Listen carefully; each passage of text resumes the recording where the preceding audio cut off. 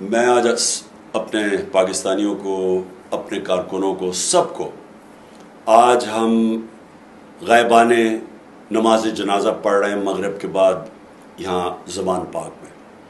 کن کے لیے؟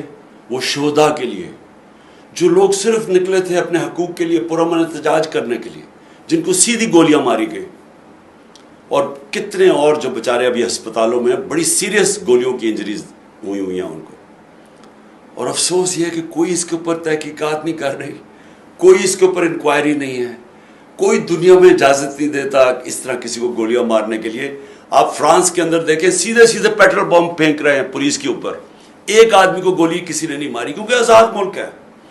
غلاموں سے یہ ہوتا ہے. جنرل ڈائر نے یہ کیا تھا، پرامن احتجاج ہو رہا ان کے اوپر گولیاں چلا دی، کیونکہ وہ ہمارے آقا تھے، ہم ان کے غلام تھے.